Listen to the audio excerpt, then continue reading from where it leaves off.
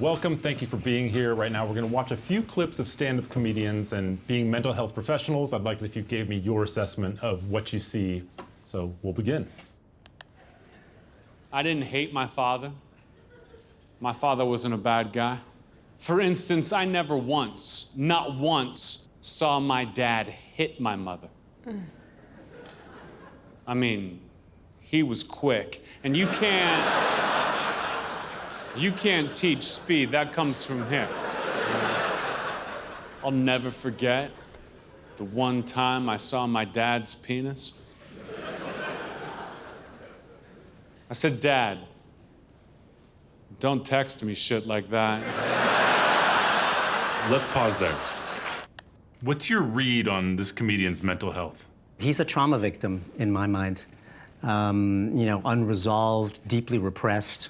My guess is he has difficulty expressing emotions, poor interpersonal skills. I would be concerned for him because there's a lot of repression here. Yeah, I mean, I think anyone that is casually talking about domestic violence, that is a red flag. And if he came to me and he is not married, then I definitely would recommend a prenup.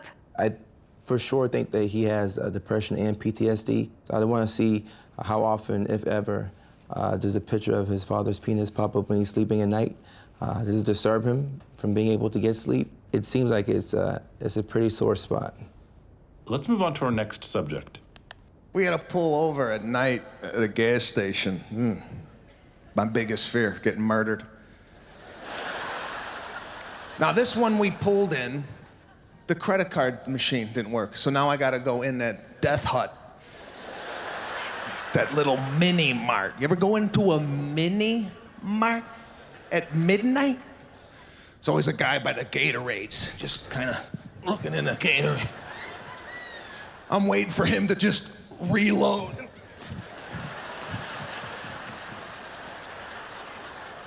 Okay. I had 4 diagnoses. So one is paranoid personality disorder. He imagines terrifying scenarios of harm, death to his family and friends. I also threw in ADHD because he has an impulsive, hyperactive quality to him, and he's got OCD in there, preoccupation with perfectionism and control. He could be bipolar, it's a mood disorder. He could also have schizophrenia, which is a thought disorder. He'd benefit from some mood stabilizers, but probably antipsychotics, because we want to bring him down fast. Moving on. So roughly speaking, I gave my college about $120,000, okay? So you might say that I already gave them $120,000, and now you have the audacity to ask me for more money? What kind of a cokehead relative is my college? You spent it already! Where's my money? I felt like Jimmy Stewart in It's a Wonderful Life when he's screaming at his Uncle Billy. I was like, where's the money? Where's that money, you fat motherfucker? What diagnosis would you make here? One, Peter Pan syndrome.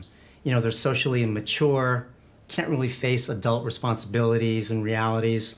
If we were going to look at celebrities that may have had a Peter Pan type of complex and syndrome, I would say Michael Jackson had a lot of that.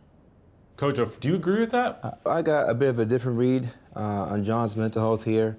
Not to disagree with the former assessment, but I believe that the large majority of his symptoms can be explained by autism.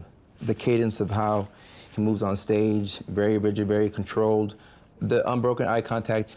Also, the 120,000 was repeatedly mentioned, and with a lot of people who are autistic, there's this strong sense of justice. I also see histrionic personality disorder. That's when there's a lot of theatrics, an admiration and praise junkie, thrives on control and obedience of others.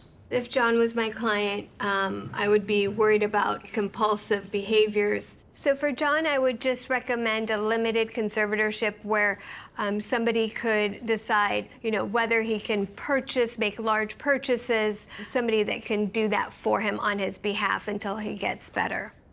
With these diagnoses, if John's fame were to decrease, what would that be like for him? It would be like a death. I think it would be losing a part of him that he's really, really enjoyed and gotten a lot of validation for. Because as his fame is decreasing and that loss of identity kicks in, he's going to rely on the people around him. Those 8 to 12 people who you're the closest with, mom, dad, managers, assistants, those people can look out for him as he deals with the anxiety of not knowing what's going to come in the future. Exactly.